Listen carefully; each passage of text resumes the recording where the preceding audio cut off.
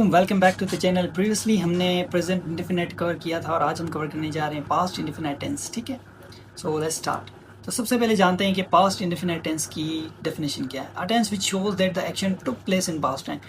अब प्रेजेंट में हमने पढ़ा था कि कोई काम प्रेजेंट में होता है, ठीक है, तो हम उसे कहते हैं प्रेजेंट इंडेफिनिट टेंस। तो पास्ट किस चीज़ को कहते हैं कि कोई भी काम जो पास्ट में हुआ था, ठीक है, पास्ट में हुआ था, पास्ट इंडेफिनिट टेंस। ठीक है, सो इसमें कौन सी फॉर्म आपकी यूज़ होगी? Second form of verb. ठीक है, हमने पढ़ा था वर्ब्स में सेकंड फॉर्म, जैसे मैंने आपको प्रेजेंट में भी बताया था। राइट की जो सेकंड फॉर्म होती है रोट, थर्ड फॉर्म होती है रिटन। तो यहाँ पे हम सेकंड फॉर्म यूज़ करेंगे। ये वाहिद टेंस है जिसमें हम सिर्फ सेकंड फॉर्म यूज़ करते हैं। ठीक है, बाकी के टेंसेस में या तो हम फर्स्ट फॉर्म यूज़ करते हैं, या फिर हमारी थर्ड फॉर्म होती है, या फिर हमारी ING वाली फॉर्म जिसको हम फोर्थ फॉर्म भी बोलते हैं। ठीक है, और इसका जो हेल्पिंग वर्ब है, एक ही इसका हेल्पिंग वर्ब है डिड। ठीक है, अच्छा, इसकी आइडेंटिफिकेशन की बात करें तो उर्दू में इसकी क्या पहचान है?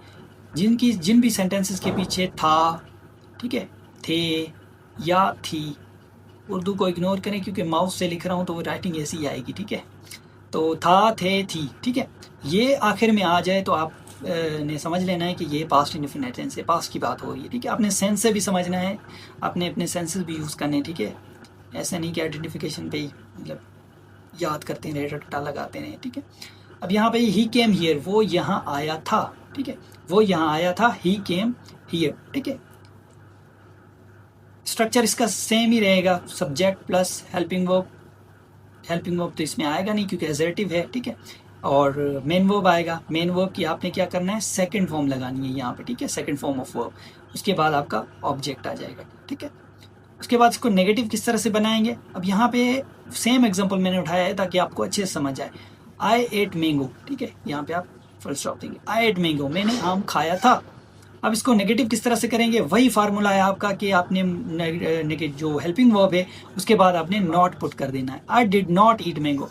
अब यहाँ पे अगर डिड यूज हो गया तो यहाँ पे आपने जो वर्ब की फॉर्म है वो आपने first form of verb use करनी है। ठीक है, कभी भी आपने सेकंड फॉर्म यूज़ नहीं करनी। ये बहुत सारी जगह मिस्टेक्स हुई होती है तो आपने उसको करेक्ट करना होता है। एरर डिटेक्शन आती है ना, तो उसमें अक्सर ये मिस्टेक हुई होती है, तो आपने इसको आइडेंटिफाई करके इसको क्या करना है? ठीक करना है। ठीक है, यहाँ पे भी डिड आ जाए तो वहाँ पे अपनी सेकंड फॉर्म यूज़ नहीं करनी, चाहे वो शुरू में हो या बीच में हो। ठीक है, और इसको इंट्रोगेटिव किस तरह से बनाएंगे? सेम फार्मूला, हेल्पिंग वर्ब को हम शुरू में लेके आएंगे। ठीक है, डिड आई ईट मैंगो, क्या मैंने आम खाया था। ठीक है, क्या मैंने आम खाया था। और इंट्रोगेटिव और नेगेटिव किस तरह से बनाएंगे इसको? Helping verb plus subject plus not plus verb plus object. Did I not eat mango. अब देखें यहाँ पे भी हमने डिड यूज किया है तो यहाँ पे फर्स्ट फॉर्म ऑफ वर्ब आएगी। ठीक है, did I not eat mango.